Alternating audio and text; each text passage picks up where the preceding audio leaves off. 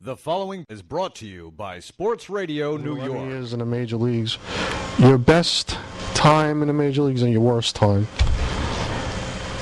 Well, best time, definitely my time with the Yankees. Mm-hmm. I think, probably one of my happiest memories is when I finally broke north with the team out of spring training. Yeah. For a lot of years with the Orioles. I went to spring training and I got sent down to the minors. I just never seemed to break north, and I think that first year I finally made the team out of spring training as a long shot, and my time there, just being able to play for the Yankees and growing up in Long Island was special. The toughest times, I think, the ups and downs I think I went through with the Orioles. Yeah. There were times during the course of 1 year, I think I was sent out, 3 times in 1 year. Oh, wow. It's up and down a lot. That was probably the most frustrating time of my career. Yeah. And then, you have your normal ups and downs. But for the most part, it was, most of the experiences were good. Would you consider, everyone considers probably the 1991 season, you were probably named the best middle reliever in the major leagues. What do you consider about that? I'm proud of it. I don't think of myself as that. You don't think of yourself that way at the time. Yeah. As I sit back now, I've been out of the game for 12 years. It's definitely something to be proud of. It was a good run. It was a great year. Definitely never forget it. All my friends remember it because, like I said, you grew up here. I grew up here in New York, and yeah, it was a good time. That's good. Yeah. That was. I remember that when you usually ran a big story when you made the Yankees. It was like, I guess everybody was cheering. Yeah, John. I definitely left a lot of tickets that year. I was busy. I remember I had a notebook right by my phone. Oh my! That was just basically my daily ritual. Was just kind of go through the messages and just making sure I had my list right. And because the worst experience is when you're supposed to leave someone on the pass list and you just forget. Yeah. And then they go to the booth and the tickets aren't there waiting for them. Yeah. I always tried to make sure I was organized because that happened a couple times. Oh my God. That's great. No, but when you're leaving, you're leaving 6, 7, 8, 10 tickets a night. You're going to forget somebody once in a while. Definitely. That's funny.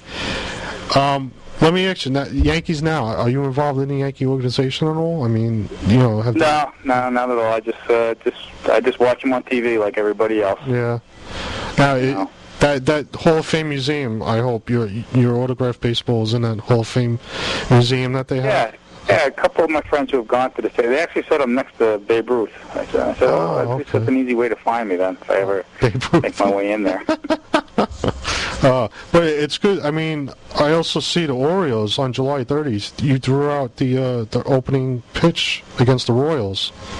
Yeah, they actually, the Orioles have some alumni week going, every once in a while. So I was down there doing the Ripken camp. They have summer camps that they run throughout the summer.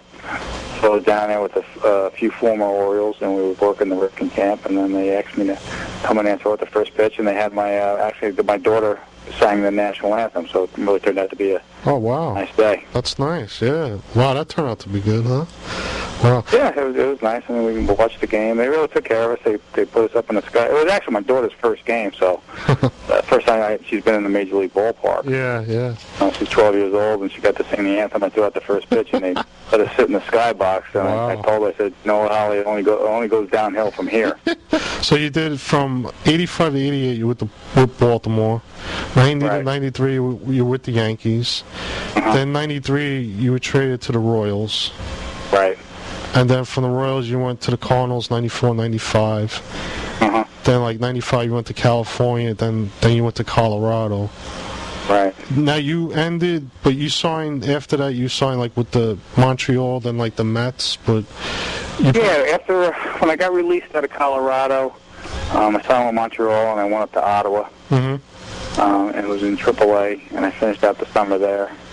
And then I went to spring training with the Mets. Yeah. In '97, and I got released out of spring training, and I guess I got to that point where I went 16 years and I never got released. Wow. I got released twice within an 8-month period.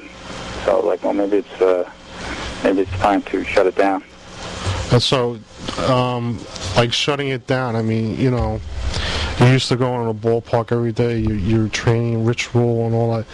Was it kind of hard saying, like, all right, this is the time to say goodbye? Or was it like, all right, this is the time to say goodbye, move on to my next chapter in life, what I have set up, go back to Long Island, Yeah, it was, well, it came at a time, too, where, it was '97, my daughter was just born, so she was a newborn. Yeah. So it actually wasn't that tough a decision because, just being able to stay home with her was helpful to my wife, and so kind of, that definitely went into the decision. Yeah. And it was just a matter of, do I, like I said, you come to a point in your career, do I go to AAA and, muddle through AAA for another 2 years trying to get enlisted out in the big leagues, and before you know, you're kind of wasting your time in the minors when you